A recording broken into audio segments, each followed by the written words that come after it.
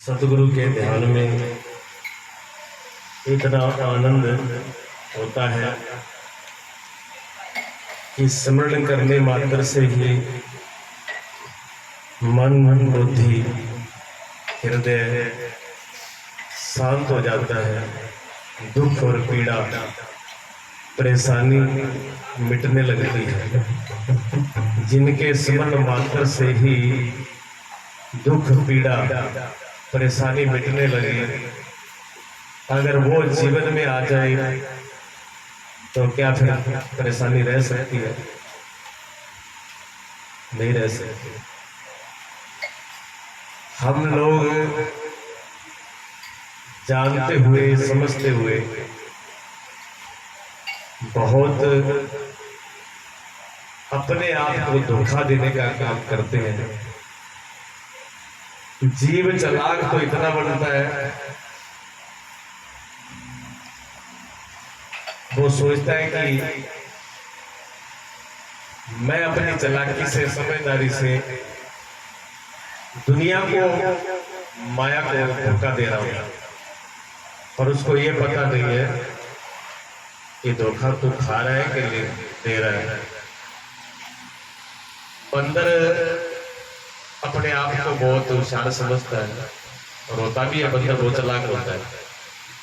बंदर को आप पकड़ नहीं पाओगे जल्दी से, और बंदर समझता भी है। बंदर क्या हाथ जो है ना आदमी से ज्यादा काम करते हैं। आदमी इतनी पकड़ से अपने हाथ से नहीं पकड़ पाता जितना बंदर पकड़ लेता है। बंदर इस दीवार पे पकड़ के चढ़ जाएगा, आदमी के हाथ इतने मजबूत नहीं कि दीवार पकड़ के चढ़ जाएगा। और बंदर में फुर्ती भी ज्यादा होती है। पर बंदर को किसी ने मक्की तोड़ते हुए देखा हो तो उसकी चालाकी समझ में आएगी बंदर कितना समझदार है। जब वो बंदर मक्की के खेत में जाता है ना, तो उसमें बड़ी बड़ी छिलकी लगी होती है, और बंदर को बड़ा लालच होता है कि चौकी सारी ले लूं, सागर ज्यादा इकट्ठी कर लूं, फिर बैठ के खाऊंगा। तो वो क्या करता, फटाफट, जल्दी तो बहुत होती है, इसमें फुर्ती बहुत होती है, फटाफट करता वो आंवला मारता है। जैसे कई आदमी आंवला मारने की आदत है, कई देवियां नहीं आदत है। दवा दल आंवला मार लियो, इकट्ठा कर लिया, एक दिन में सारों की वही इकट्ठो कर लिया, लारे इकट्ठा कोई बच्चा टाइम मिले ना मिले, फिर हो सके दूसरा भी कोई भागीदार हो जाए। जितना मिलता है हम ही इकट्ठा कर ले, छाती में बांध के ले जाएंगे। सबको पता है कि छाती में नहीं जाएगा, लेकिन फिर भी जा सकता है कि उनके आने के हमारे यहाँ चला जाए। प्रयास तो होता ही है और करते भी है। ये होशियारी, ये चालाकी जीव करता है। जीव बहुत चालाकी करता है, बहुत होशियारी करता है कि मैं बहुत कुछ इकट्ठा कर लूं। तो वो बंदर को बंदर भी ऐसे करता है। वैसे बंदर में कला तो होती है। कई बार ये हमने देखा है, वहां रोजाबाद आश्रम में खूब है। वो क्या करता है कि अंगूर का गुच्छा, इतना गुच्छा होगा ना अंगूर का, इतना गुच्छा अंगूर का ऐसे करके पूरा उठा के ऐसे ले जाएगा, और दूसरे हाथ में उठा ले मुंह में डालेगा। एक मुंह में भी लटका लिया, एक ऐसे भी कर लिया, और खम्भे पर चढ़ जाता है, एक भी नीचे नहीं करने देता। इतनी फुर्ती है।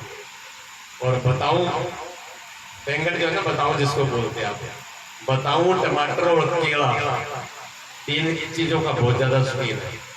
एक तो केला नहीं छूटेगा, एक टमाटर और एक बताऊं। इन तुमको देख करेंगे तो मुंह ना पड़ जाता है, कुछ भी करना पड़े उसको।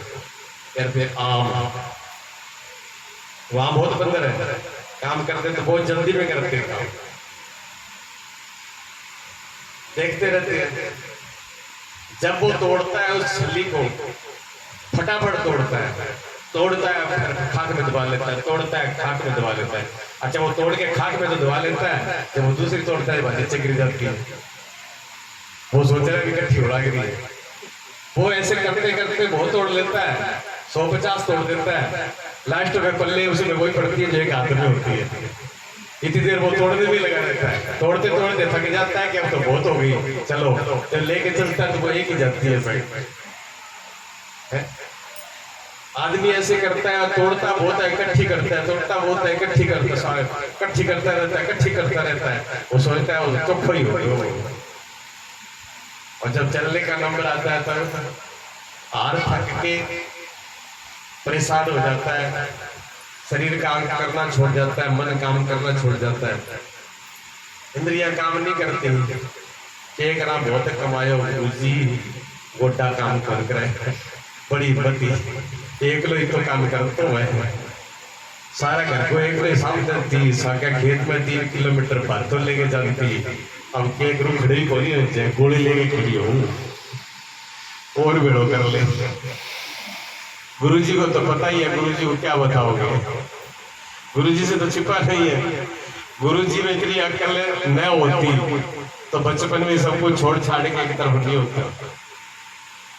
गुरु जी को ये अकल परमात्मा ने जन्म के साथ ही दे दी थी कि बेटा इसमें मत फंसना,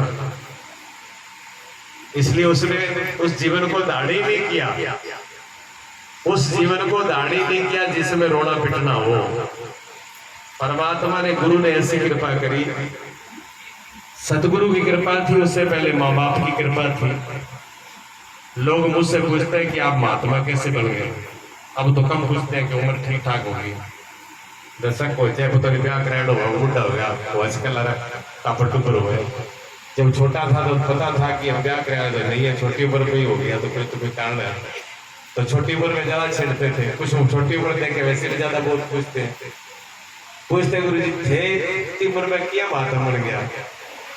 तो मैं कहता पहले तो मेरी माँ बाप की तपस्या थी और मेरी माँ का दिल इतना बड़ा जिसने मुझे संन्यास लेने के लिए, भक्ति में चलने के लिए आशीर्वाद दिया। ठीक है नहीं, 4 बेटा है, जगह घड़े उल्टा रहा पर जा सके, लेकिन धर्मात्मा नहीं बन सकते। अगर हम बोल देते हैं आपके 4 बेटे हैं, कमाने वाले 3 रख लो, 1 हमें दे दो, महात्मा बन जाएगा ना जी। हमारे तो सर ही को नहीं बगे, हमारा तो सारा काम ही वही करे। फिर माँ बाप राज्य भी हो जाए तो फिर बेटा इतना न कमा है और सब कर्म कर सकते हैं पर भक्ति नहीं कर सकते, क्योंकि बिना परमात्मा की कृपा के बिना संस्कार की भक्ति होती नहीं। पहला संस्कार माता पिता का होता है, माता पिता के संस्कार से भक्ति जीवन में आती है और उन्हीं के आशीर्वाद से फलती है। तो सबसे पहला इस संन्यास का कारण हमारे माता पिता ही थे। दूसरा जो आज स्टेज पर पहुंचा वो सबसे बड़ी कृपा मैंने परमात्मा कैसा है, क्या है, मुरली बजाने वाला है कि धनुष उठाने वाला है, क्या पर्वत उठाने वाला है कि धनुष लेने वाला है, या भाला आदमी, ये नहीं देखा मैंने, ठीक है ना। पर जिस सदगुरु की शरण में मैं आया उन्होंने मैंने सब कुछ देखा, उन्होंने सब कुछ दिखा दिया, सब कुछ दे दिया। तो उसके बाद में हमें कभी ये हुआ ही नहीं कि परमात्मा को पाना है, जहां कुछ करना है, जहां किसी के दर्शन करने हैं। दूसरे के कहने से कभी कभी तीर्थ में चला जाता हूँ, मेरी कभी इच्छा नहीं होती कि मैं तीर्थ में जाऊं। मुझे पता है तीर्थ में क्या है, जो है वो तो है पास में, और जब पास में है तो वो सब जगह है, और पास में नहीं है तो तीर्थ में भी नहीं। बहुत सी जगह पर लोग बोल देते हैं बड़े प्रसिद्ध संत हैं, बड़े महान संत, आप दर्शन करने के लिए चलो। मेरे कभी मन में नहीं आती कि मैं करके आऊँ। हाँ वो कर देता हूँ, साथ में ज्यादा करता है मजबूर तो चल भी तुझे दर्शन करा लेता हूँ, तो उसके साथ चले जाते हैं।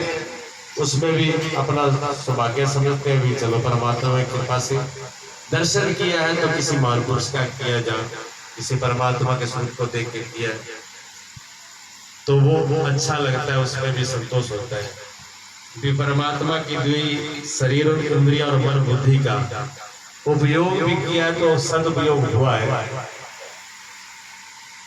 बहुत टाइम तक आंखें फाड़ फाड़ करके देखो और आंखें फाड़ फाड़ करके उस चीज को देखो जिससे कोई मतलब नहीं है, फिर क्या फायदा अशांत भावना। पूरे दिन 24 घंटे सुनो, क्या सुनो? जिससे कान खराब हो जाए, दिमाग खराब हो जाए। जिससे कान और दिमाग खराब हो वो चीज सुनो तो क्या फायदा है सुनने? ना सुनो तो ज्यादा अच्छा। ना सुनोगे, जितना कम सुनोगे, जितना कम देखोगे, जितना कम बोलोगे, उतने ज्यादा स्वस्थ, अच्छे और तंदुरुस्त रहोगे।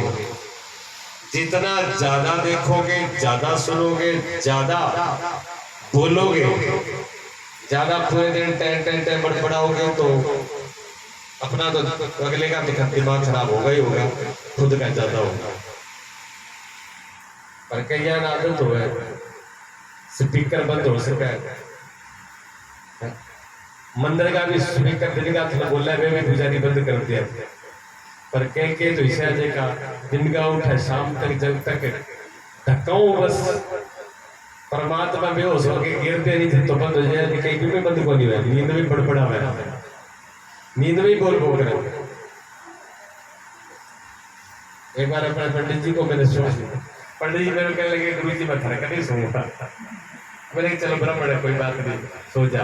ये मैं अपने कमरे में कभी सोने देता हूँ, किसी को सोने नहीं देता, अकेले ही सोता हूँ। तो मैंने कहा चलो ब्राह्मण देता है, सो जा, कोई बात नहीं। वो सो गया भैया।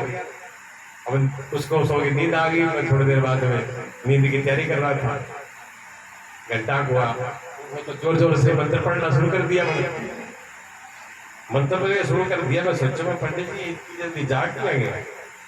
फिर मैं क्या, तो टाइम भी कुछ नहीं हुआ, मैं तो सोया ही नहीं हूँ, ये बोलना पहले शुरू कर रहा है। फिर मैंने गौर से देखा भाई नींद ही बोल रहा है। मैं खड़ा किया, मैं पंडित जी क्या बात है, मैं मंत्र दिन का पंडित भाई बंद करो ये। फिर वो सो आए तो कई देर बंद रहा। मैं कि चलो एक बड़बड़ाया सो जाएगा।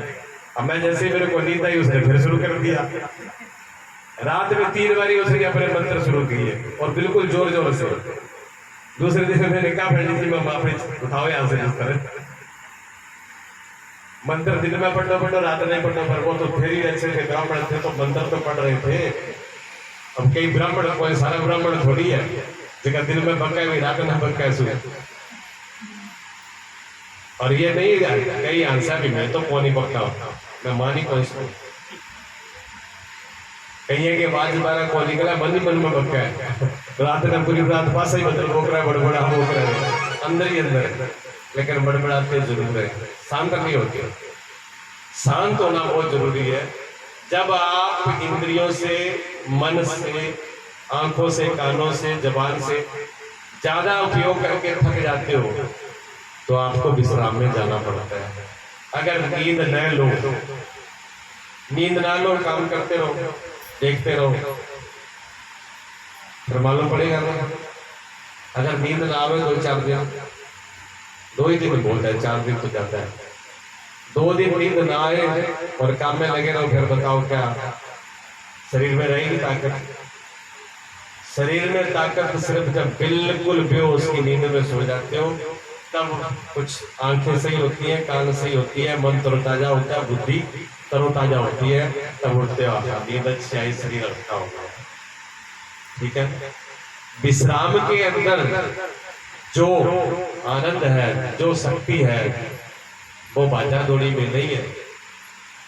लेकिन विश्राम नहीं करते हम, ठीक है ना, हम विश्राम नहीं करते, बहुत दौड़ते हैं। दौड़ने का मतलब कामना, दौड़ने का मतलब इच्छा, दौड़ने का मतलब वासना। हमारी तृष्णा, हमारी कामना, हमारी वासना वो हमको चैन नहीं लेने देते। अगर हमारी इच्छा नहीं है, कामना नहीं है, वासना नहीं है तो आप काम तो जरूर करोगे, काम होगा लेकिन कामना नहीं होगी। बड़ा सा समझ लो, काम और कामना में कितना अंतर, काम और वासना में, काम और तृष्णा में कितना अंतर है। काम बुरा नहीं है, क्या बोला? काम बुरा नहीं है।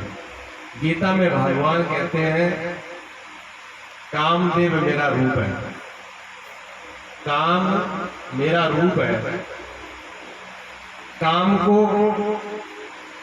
राक्षस नहीं कहा, दुष्ट नहीं कहा, भूत प्रेत नहीं कहा, काम को काम देव का है। काम के पीछे देव लगता है, काम देव। जब वो देव है, दिव्य शक्ति है, अच्छी शक्ति है, तो वो खराब कैसे हो सकती है? लेकिन खराब किसने करी? खराब नहीं करी। जब काम के साथ में कामना लगा दी। कामना अगर नहीं है तो आप काम करो। कामना आपकी कब नहीं होती है पता है? कामना जब आपकी नहीं होती तब आप सुबह से लेकर के शाम तक काम करोगे, लेकिन थकोगे नहीं, तरोताजा रहोगे। उपयोग करके देखना, कभी कभी करते हो आप। जब किसी मंदिर में सेवा करते हो, जब किसी गुरु के पास सेवा करते हो, गुरु के पास में गुरु आश्रम में जाके सेवा करोगे, सुबह से शाम तक करते हो, आपको थकेला नहीं आएगा। क्यों नहीं आएगा? उसमें आपकी कामना नहीं है। आपके अंदर सिर्फ एक ही भाव है कि गुरु जी की सेवा करनी है, या गुरु जी ने बोला है सेवा करनी है। आपका सेवा का भाव है, उसके अंदर कोई काम नहीं है। हाँ, अगर उसमें भी थकेला आ रहा है तो आपका सेवा का भाव नहीं रहा। आपकी जहां तो मजबूरी रही है कि अब गुरु जी के ये तो कर लो, तो फट से गुरु जी नाराज ना होता, जहां तो ये मजबूरी है। और जहां फिर उसके अंदर आपकी कोई और कामना है, सेवा नहीं है, सेवा के मतलब में अर्थ में कुछ लगे हुए हो, तो आपको थकेला आएगा। अगर वास्तव में सिर्फ आपको कुछ भी नहीं, एक ही चीज है आपके जीवन में कि सेवा करना ही मेरा धर्म है और ये मेरा सौभाग्य है, जो परम मुझे गुरु ने, भगवान ने सेवा करने का सौभाग्य दिया, तो बड़े आनंद से वो करेगा। उसको थकेला नहीं आएगा, परेशानी नहीं आएगी। एक और बता दो, काम अगर थोड़ा हुआ तो दुखी नहीं होगा, और काम अगर ज्यादा हो गया तो पटाखे नहीं बजाएगा, ढोल पर बजावा हुआ छाती पे टेका, बोले आज भैया करिए। जब सब कुछ गुरु का ही है तो करना, फिर ढोल किस बात का? तीन, एक जगह पर मंदिर बन रहा था, मंदिर बन रहा था, बहुत हजारों मजदूर लगे हुए थे, हजारों मजदूर उसकी कार्य में लगे हुए थे, काम कर रहे थे, और मंदिर पत्थर से तैनाई हो रही थी। पत्थरों को काटा जा रहा है, पत्थरों को छटाई की जाती है, तोड़ा और छड़ी लेकर के पत्थर काट काट के छटाई की जा रही थी, लगे हुए थे। उसी में चलते हुए एक फकीर, एक संत वहां से आए। संत वहां से आए तो उन्होंने देखा बहुत मजदूर लगे हुए, तो शुरू में एक मजदूर मिल गया। उसने कहा महाराज राम राम जी। राम राम। उन्होंने पूछा भाई क्या कर रहे हो? मजदूर लगा था पत्थर तोड़ रहा था।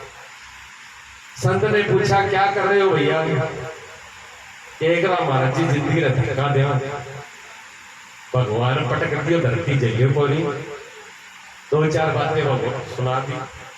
ठीक है, संत आगे बढ़ गए, उसने अपना जो दुखड़ा था सुना दिया। सुन करके संत आगे बढ़े, दूसरे से कहा भैया क्या कर रहे हो? वो भी छेनी तोड़ा लेकर के पत्थर तोड़ रहा था। उससे पूछा क्या कर रहे हो भाई? उसने कहा महाराज जी अब परमात्मा ने जीवन दिया है तो इसके लिए पालन पोषण के लिए कुछ ना कुछ कर्म करना ही होता है। तो यहाँ भी मंदिर बन रहा है तो उसमें अपने पेट के लिए, रोजी के लिए, अपने दिन चलाने के लिए मजदूरी कर रहे हैं। ठीक है, पहला मिला था, दूसरा मिला था। पहले और दूसरे की भाषा में अंतर है, आ रही है ना समझ? स्पष्ट करते जाना। हाँ, तीसरे पे पहुंच गए।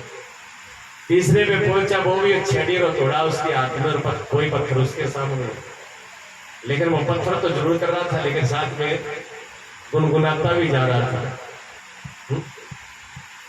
पत्थर तोड़ रहा था और साथ में गोविंद मेरो है, गोपाल मेरो है, गोविंद मेरो है, गोपाल मेरो है,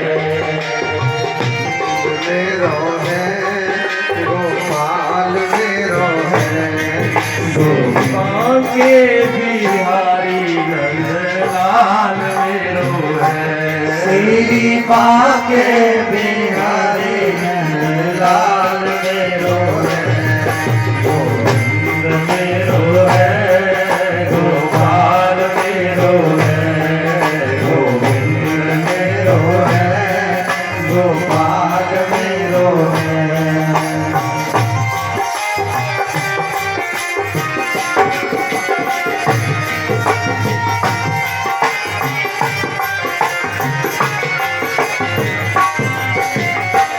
गोविंद मेरो है, गोपाल मेरो है, गोविंद मेरो है, गोपाल मेरो है।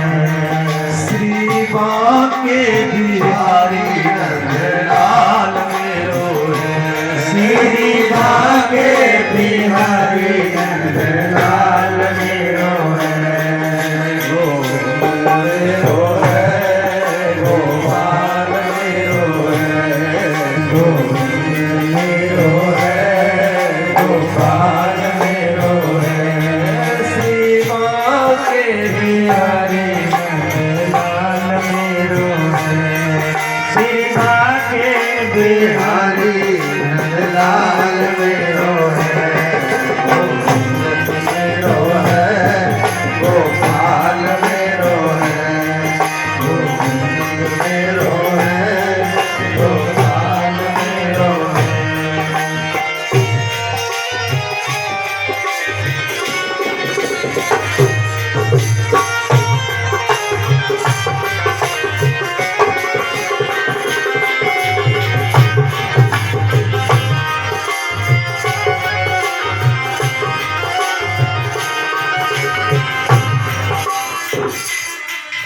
आनंद कर में आनंद आया ना।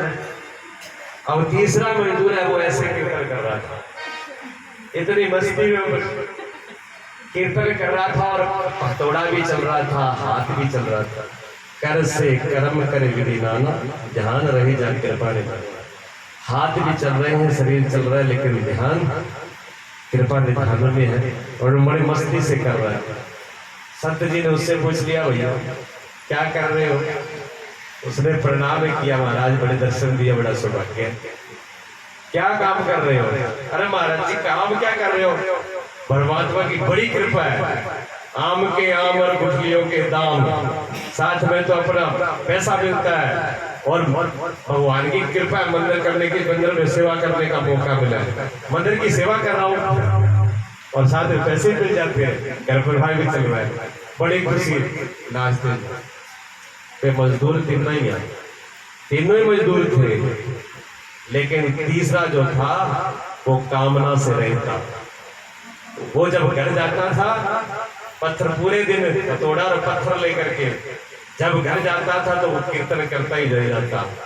गोविंद मेरो है, गोपाल मेरो है, गोविंद मेरो है, गोपाल मेरो है, गोविंद मेरो है, गोपाल मेरो है, गोविंद मेरो है, गोपाल मेरो है।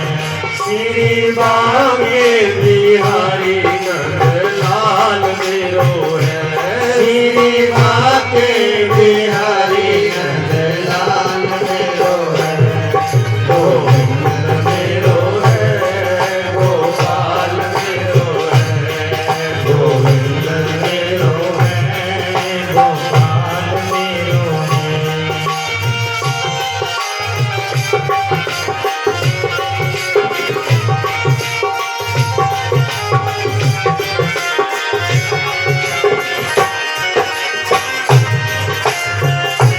गोपाल मेरो है, गोविंद मेरो है, गोपाल मेरो है। श्री बाके बिहारी नंदलाल मेरो है, श्री बाके बिहारी नंदलाल मेरो है। गोविंद मेरो है, गोपाल मेरो है, गोविंद मेरो है, गोपाल मेरो है।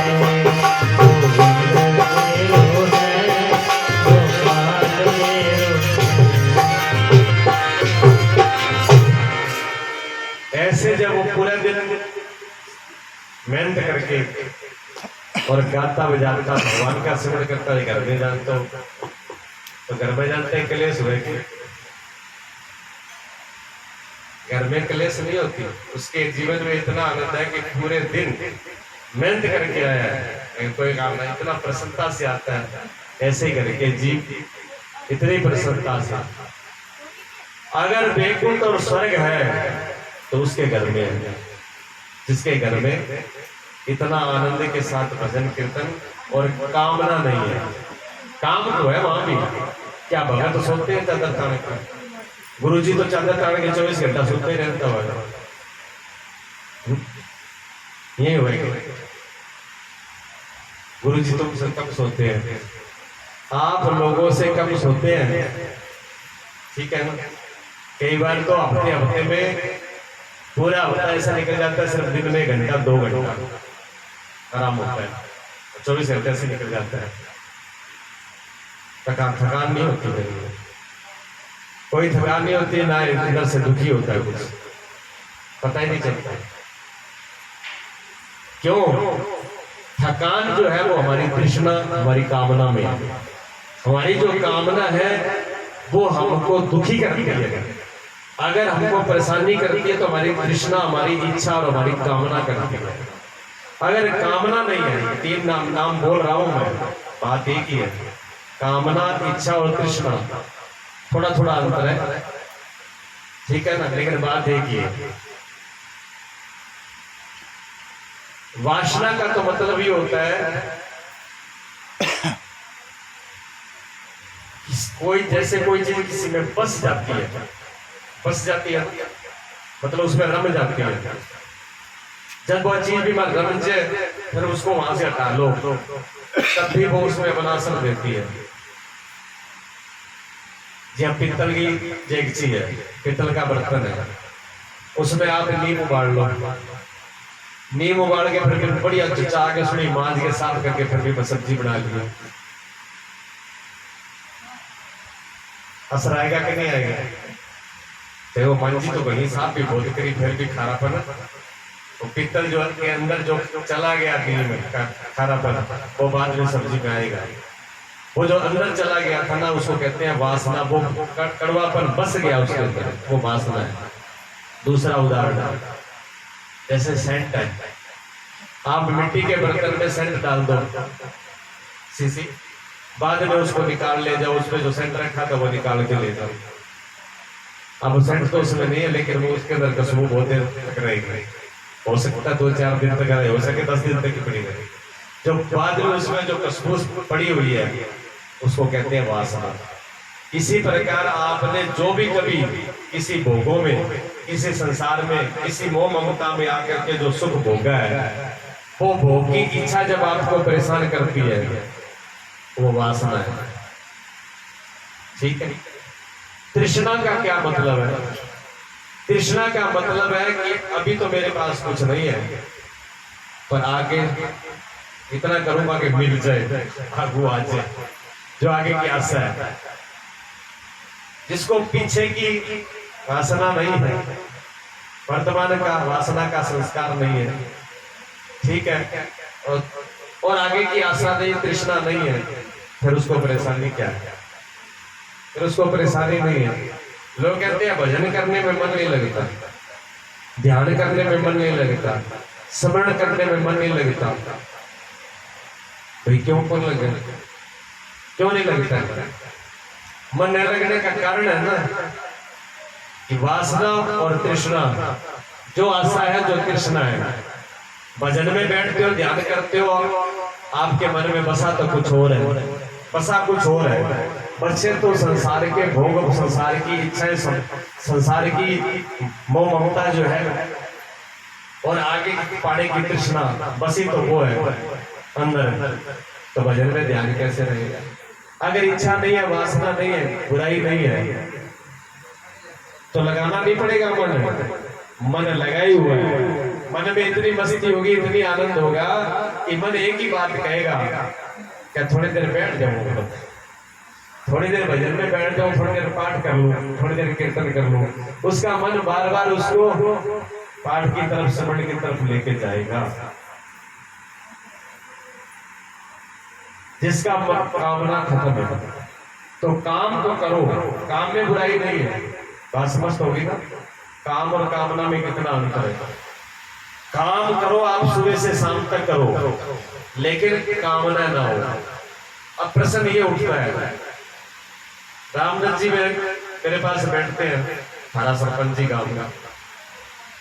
जब भी हमारे पास बैठते हैं तो वो कहते हैं, गुरु जी जीव दुखी है, बढ़िया सत्संग सुन करके खुश होते हैं। और उनका भाव होता है सत्संग सुने, अच्छी बातें संतों से सुने, उनको अच्छा लगता है, बढ़िया लगता है। तो थे बढ़िया सत्संग ही सुनाया करो।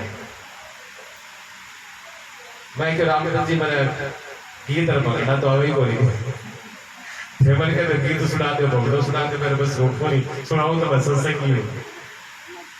पर मेरी एक समस्या है, आज ही बात हुई थी, आज दोपहर को भी बात हुई थी।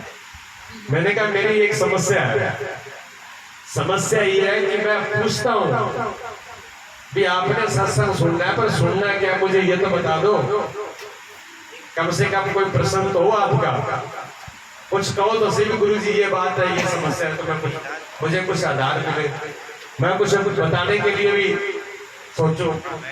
आप तो चुपचाप बैठ जाते हो, चुपचाप बैठ जाते हो, हम पूछते हैं तब भी नहीं आप बोलते। मुझे ऐसे लगता है गुंगा बैठा है सारा, तो बड़बड़ाने लग रहे। फिर कभी कभी कबीर साहब याद आ जाते हैं, मैं तेरा सारा संग ही किसके लिए है?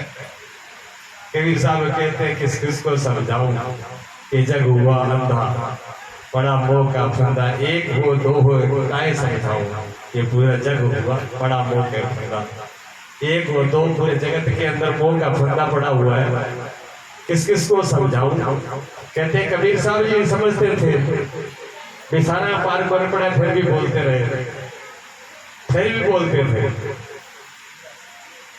कई बार महापुरुषों को जरूरत नहीं होती, मैं बहुत बार सोचता हूँ।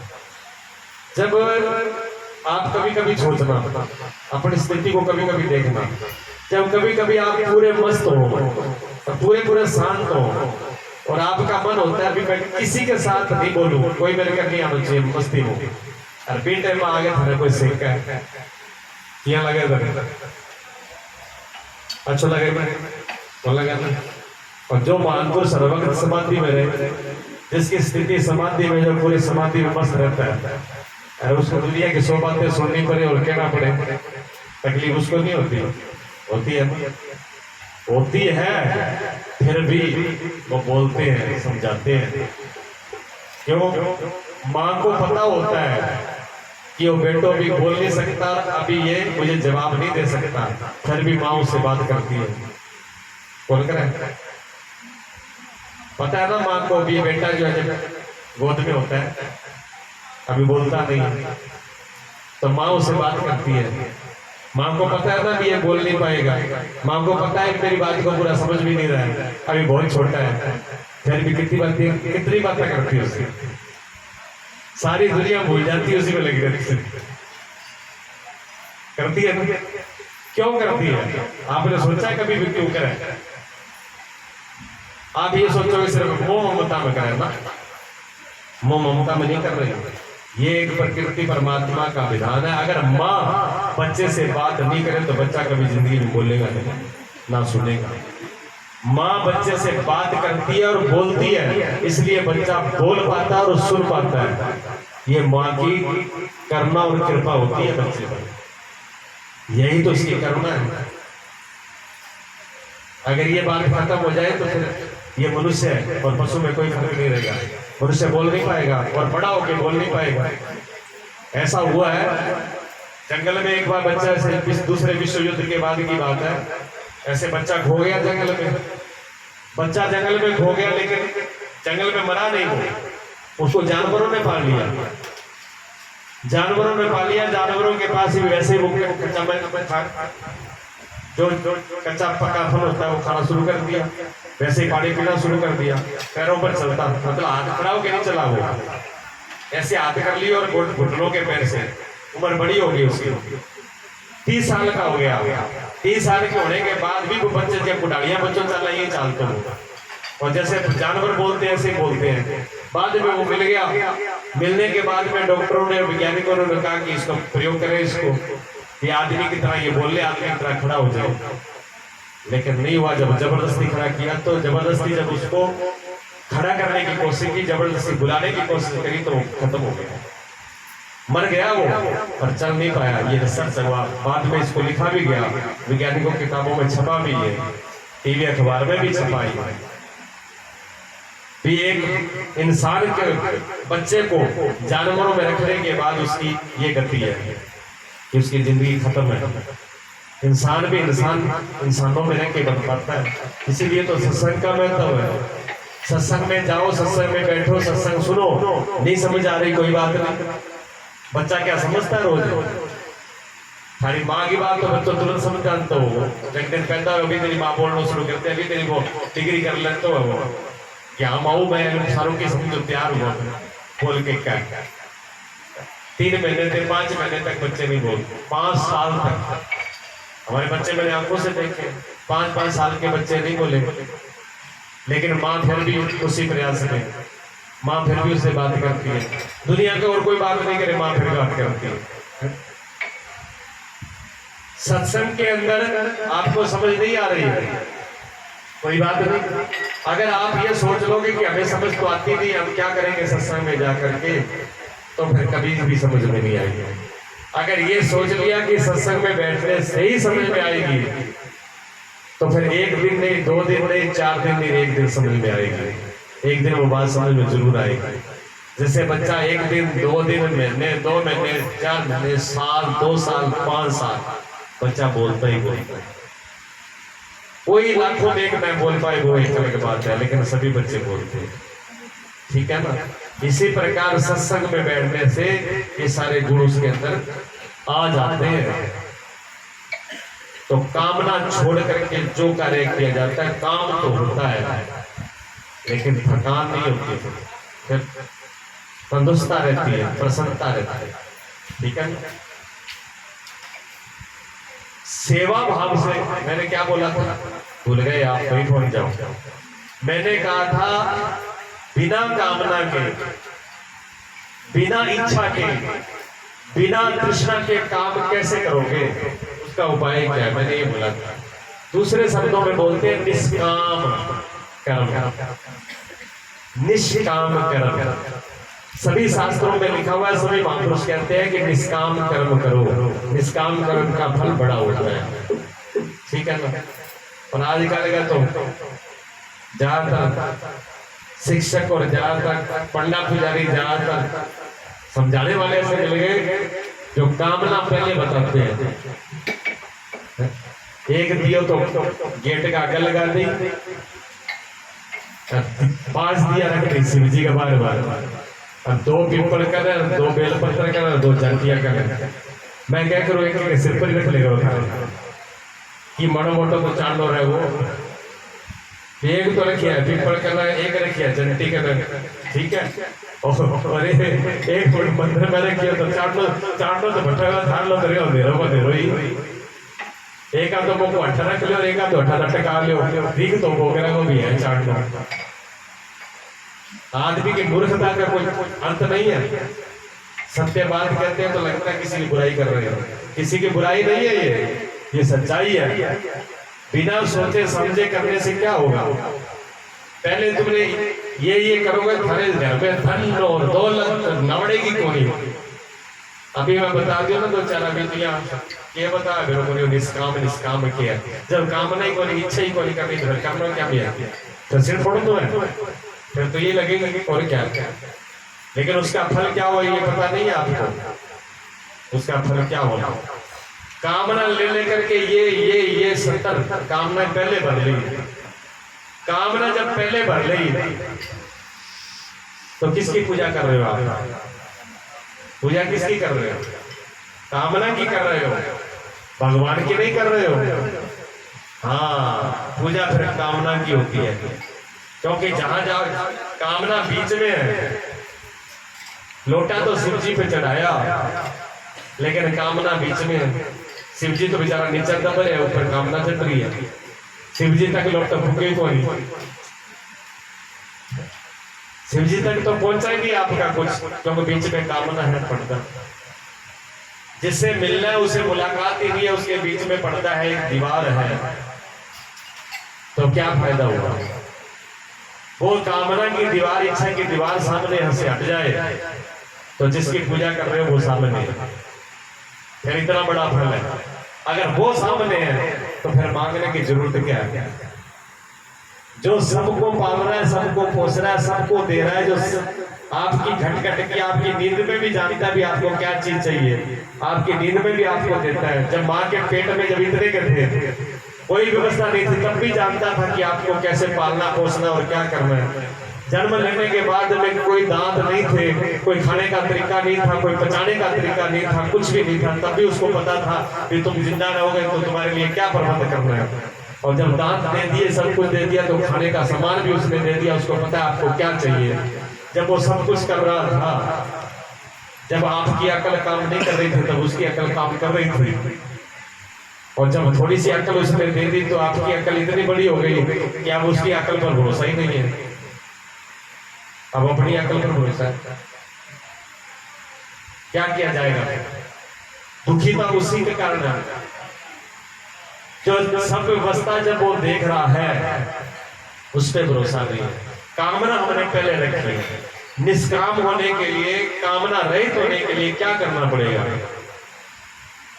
अमेरिका जाना पड़ेगा, कनाडा को वीजा लगाओ, और अमेरिका का ट्रम्प ज्यादा महंगो कर दिया होगा, बढ़ तो लगे बोले और गठे लाग जाओ, लगा लो, बठा फूकता ही तो सीधा आपका कुछ जनता होगा। क्या करोगे? धन इकट्ठा कर लो, कोठी बना लो, जगह का धन है, जगह कोठी मान पूछ लो, ज्यादा सुखी, ज्यादा सामान इकट्ठा कर लिया वो ज्यादा सुखी है, ज्यादा संभालो। क्या करना पड़ेगा? कुछ नहीं करना, कुछ भी नहीं करना। कामना छोड़ने के लिए, वासना से रहित होने के लिए, निष्काम होने के लिए कुछ भी नहीं करना। बताओ, जब कुछ भी नहीं करना इतना सौखा उपाय हो, फिर और क्या चाहिए? कोई तो कर नहीं पाते, तो क्या करोगे? एक ही चीज करनी है। अगर कुछ भी नहीं कर सकते, इसमें नहीं टिक सकते, आप नहीं रह सकते, तो दूसरा उपाय है उसका। अगर आप निष्काम होने के लिए, वासना से रहित, इच्छा से रहित होने के लिए, चाह गई चिंता मिटी मनवा बेपरवाह, और जिसको कुछ नहीं चाहिए वो शहंशाहों का शहंशाह। अगर इतना बड़ा होना है तो फिर कुछ मत करो, फिर कामना और इच्छा भी करनी छोड़ दो। अगर ये बात समझ में नहीं आ रही भी कामना और इच्छा कैसे छोड़े, तो दूसरा उपाय है। दूसरा उपाय है, वो भी बहुत ही सरल है। फिर एक भरोसा, फिर भरोसा करना सीख लो। फिर एक भरोसा कर लो ना, इस पे भरोसा करें जिसको आप पूर्ण मानते हो, जिसको आपको समझ में आता है ये परिपूर्ण है, इनसे मेरा सब कुछ हल हो सकता है। उसको सदगुरु कहो, भगवान कहो, परमात्मा कहो। एक गुरु पर भरोसा करना सीख लो, विश्वास करना सीख लो। एक परमात्मा पे विश्वास ही कर लो। निर्बल के बलराम, मेरा तो बल राम है। हे दीनानाथ आ डेढ़ थी थारे याद, इतने करना सीख लो। कोई कोई बात वो भी नहीं होता है। दीनानाथ के हाथ में ही सौंप दो। कौन सौंपी जाए? क्या तो सौंपी जाए? देखो सोचे जब तक हे मालिक तू ही, हे मालिक तू ही। जिन्होंने सौंपा है, जिन्होंने सौंपा है उन्होंने बड़े बड़े काम किए, लेकिन सौंपा उनको। मीराबाई ने सौंपा सब कुछ, मेरो तो गिरधर गोपाल, दूसरों ने कोई सबसे बड़े बड़े काम उनके सर गए। सहजो भाई ने सौंपा, ध्रुव और प्रहलाद ने सौंपा, नरसिंह भक्त ने सौंपा, केवट ने सौंपा, सबरी ने सौंपा, और हनुमान जी ने सौंपा। हनुमान जी ने सब काम किसमें सौंपा? जय श्री राम। एक बस क्या करते हैं? हनुमान जी एक करते। हनुमान जी के अंदर तीन चीजें थी। सबसे बड़ा हनुमान जी का भरोसा और विश्वास, सत्संग। कोई काम करते लेकिन उनका कीर्तन बंद नहीं होता। वो अपने कीर्तन में तो मस्ती रहते।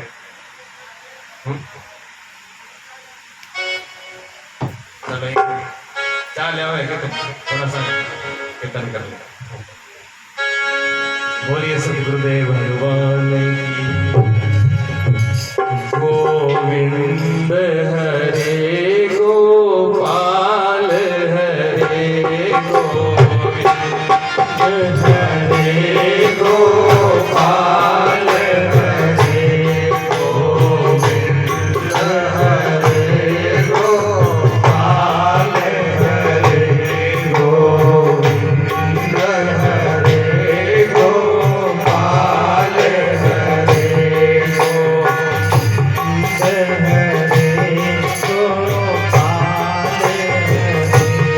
जय जय प्रभु दीन दयाल हरे।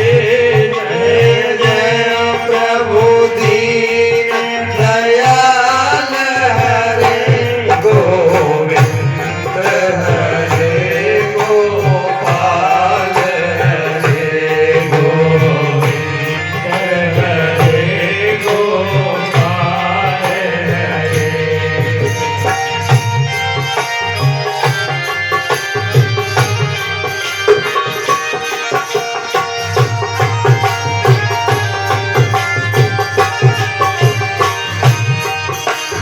प्रभु आ जाना, प्रभु आ जाना, प्रभु आ जाना, प्रभु आ जाना। मेरे सतगुरु तुम तो आ जाना, मेरे सतगुरु तुम तो आ जाना। आकर दर्श दिखा जाना, आकर के दर्श दिखा जाना।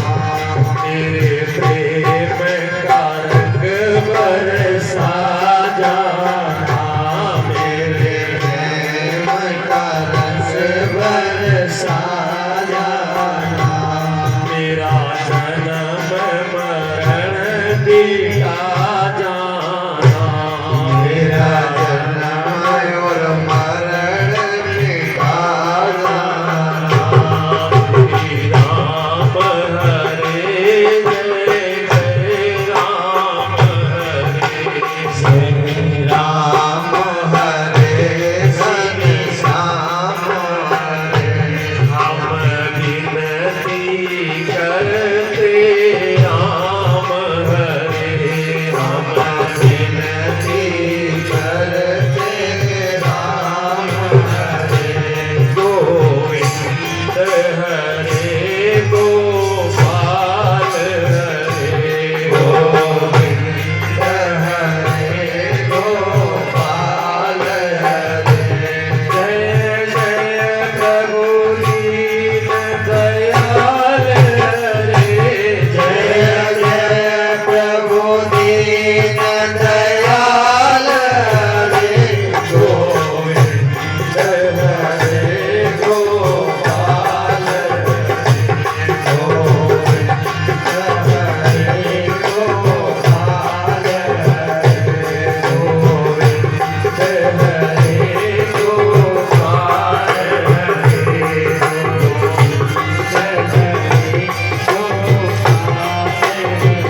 जय जय प्रभु दीन दयाल हरे, जय जय प्रभु दीन दयाल हरे गोविंद हरे गोपाल हरे गोविंद हरे गोपाल हरे। जय जय प्रभु दीन दयाल हरे, जय जय प्रभु दीन दयाल हरे गोविंद हरे गोपाल हरे गोविंद हरे गोपाल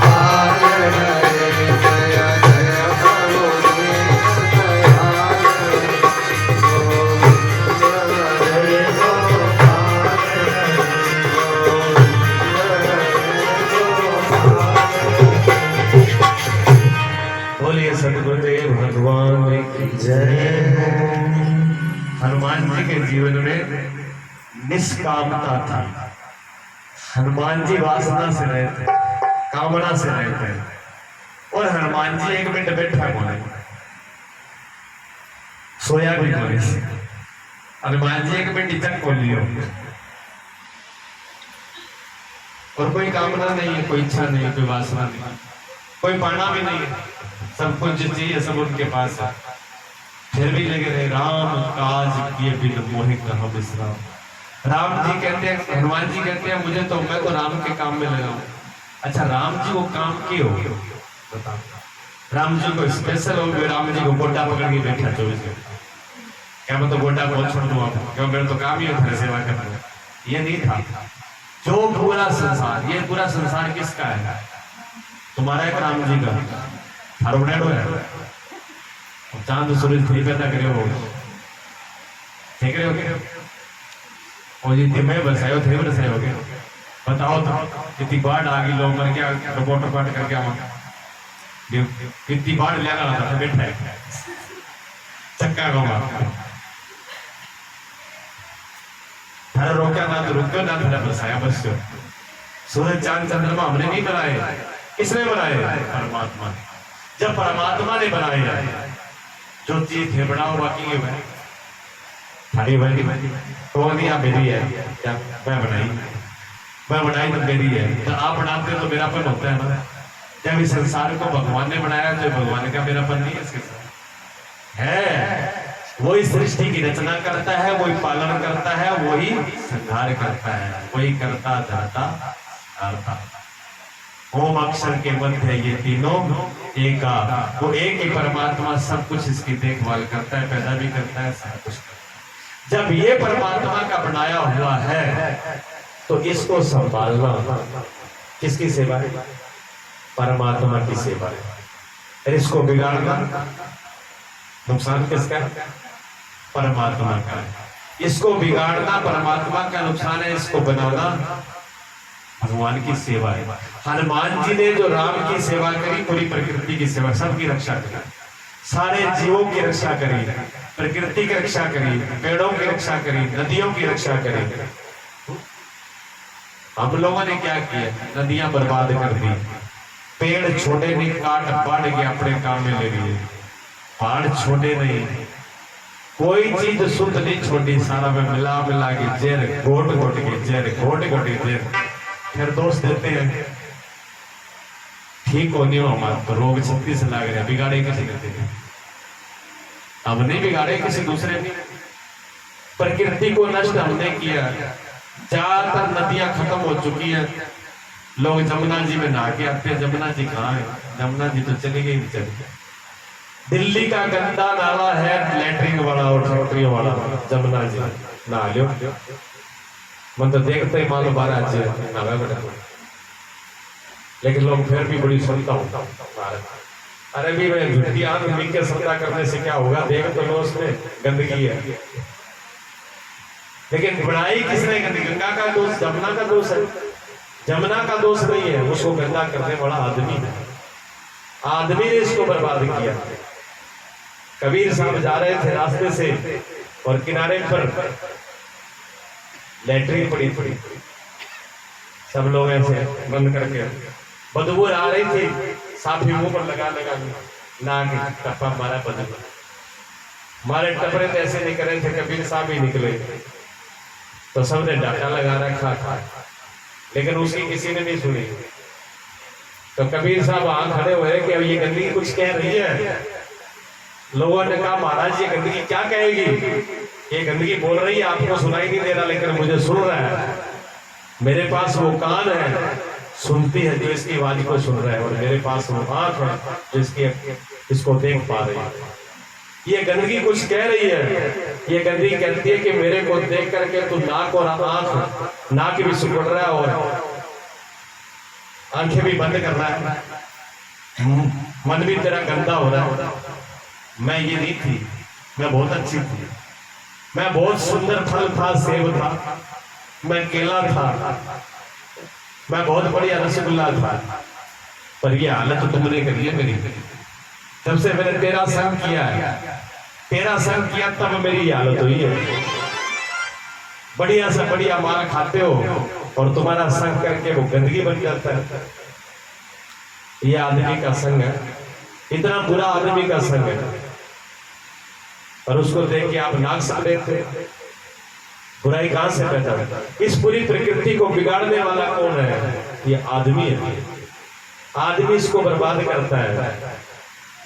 नहीं तो ये प्रकृति बहुत सुंदर है, परमात्मा की बनाई हुई। इस प्रकृति को जो पानी व्यर्थ ना करे, पानी को खराब ना करे जितनी जरूरत है, पेड़ पौधों को खराब ना करे, फलों को खराब ना करे, धरती को खराब ना करे, सभी को जो सुरक्षित रखता है, सबका सम्मान करता है, वो राम का काम करता है, वो राम के काम में लगा हुआ है। इसलिए हमारे यहाँ पर पेड़ों को प्रणाम होता है, पीपल को प्रणाम होता है, जांटी को प्रणाम होता है, बेलपत्र को प्रणाम होता है, नीम की पूजा होती है, आंकड़े की पूजा होती है, पशुओं की पूजा होती है, पहाड़ों की पूजा होती है, नदियों की पूजा होती है।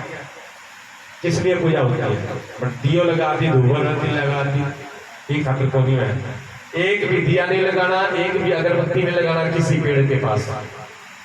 किसी भी पेड़ के पास एक भी धूप अगरबत्ती दिया मत लगाना। लेकिन उस पेड़ के अंदर अगर सूख रहा हो तो पानी डाल देना, अगर कोई अगर 4 वर्ष को खाता हो तो उससे सुरक्षा कर देना। तुमने राम जी की पूजा कर ली, भगवान तुम पे प्रसन्न हो जाएंगे। और अगर आपने ये नहीं किया और अगरबत्ती आरती उतार रहे हो और धूप अगरबत्ती लगा रहे हो, कुछ नहीं होगा। वो सिर्फ पेड़ भी मत पीटता होगा, मूर्ख एक और आगे हो। एक तो गई, एक और आगे बहुत जिंदगी है, वो भी रोक तो ही हो, देख देख कैसे कर। धूप अगरबत्ती का क्या करेगा पेड़? क्या करेगा दीपक का? जल की जरूरत है, जल दीजिए। और जल भी इतना ही मत दो जैसे माँ बच्चे को पालती है। बच्चा ना पानी चाहिए हुआ है आधे घंटे में, पर वो एक साथ 5 लीटर कौन पिया दे? एक एक घूट पियाती है दिन में 20 बार। ऐसे पेड़ को देख लो, जब जरूरत है उतना पानी डालो, उसकी जड़ें गला दो। यही तो चूंटी और घी लेके जाएगी, खेतड़ी जाएगी। अभी फिर बेचारा केठा भी चूंटी और घी के हुआ है, कुत्ते आते हैं वो चाट जाते हैं, छोटा उसका उतर जाता है, वो सूख जाता है। अब बुलाइए, सोच के करो कर्म को, समझ के करो, कुछ विचार से करो। सत्संग का मतलब ही है संग। हमारे संग ने बढ़िया से बढ़िया चीज भी हमारे संग से अगर गोबर बन जाती है, हम बहुत बुरे हैं। हमारे संग से अगर गोबर भी सोना बन जाए तो फिर हमारा संग। गोबर को अगर सोना बना दो तो आपका संग है, तब तो आप इंसान हो। और अगर आप सोने को भी गोबर बना दो तो आप इंसान भी हैवान हो। संग ऐसा आपका होना चाहिए। सत्संग करा, सत्संग करा, क्या सत्संग का मतलब? सबको बिगाड़ दो, ये सत्संग का मतलब? हाँ, परमात्मा ने आपको सोना बनाया। आप जो अंदर डाल रहे हो उससे आपके सुंदर विचार उत्पन्न हो, सुंदर भाव उत्पन्न हो। आपकी उस जो भी आप बढ़िया से बढ़िया फल खाया है, अन्न खाया है, कुछ भी खाया है, तो आपके हाथ अच्छाई के लिए उठे, सेवा के लिए उठे, धर्म के लिए उठे। आपकी जवान सेवा के लिए काम करे, आपके कान सेवा के लिए काम करे, आपके पैर जो है सेवा के लिए काम करे, आपका दिल और दिमाग, दिल के अंदर अच्छे भाव, सुंदर सुंदर परमात्मा के भाव उत्पन्न हो, और बुद्धि के अंदर एक से एक सुंदर विचार उत्पन्न हो, तो आपने सोना बना दिया उसको। उस एक अन्न के टुकड़े का आपने सोना बना दिया। अगर ये न करके आपने बर्बाद किया तो उसके अन्न के टुकड़े का भी आपने गोबर बना दिया और कुछ नहीं किया। जिंदगी में सोच लो कैसे कर रहे, कैसे जिंदगी जीनी। हनुमान जी के जीवन में 3 बातें समझ लो। हनुमान जी के जीवन में 3 ही बातें थी, और तीनों बातों से ही हनुमान जी तीनों लोगों में पूजे जाते हैं। सबसे पहला हनुमान जी के जीवन में क्या था? नाम स्मरण। बिना श्री राम के कोई पैर भी नहीं उठता, एक श्वास भी नहीं निकलता। हाथ में जब वो मूंग दर पकड़ा नहीं, पहले जय श्री राम है। और मानसिया को लड़ो पूछ भी लावे तो जय श्री राम। अगर सांस भी अंदर जा रहा है तो जय श्री राम, और सांस भी बाहर जा रहा है तो जय श्री राम, और छलांग लगा रहे हैं तो जय श्री राम, बैठ रहे हैं तो जय श्री राम, और खा रहे हैं तो जय श्री राम।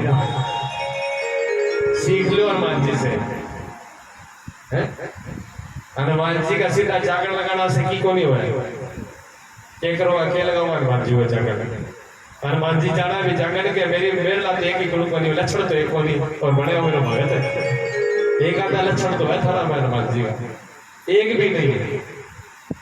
हनुमान जी का स्मरण बिल्कुल रुकता नहीं है रात को भी रोम रोम से हनुमान जी जहां लेटते हैं उनके रोम रोम से राम राम राम राम।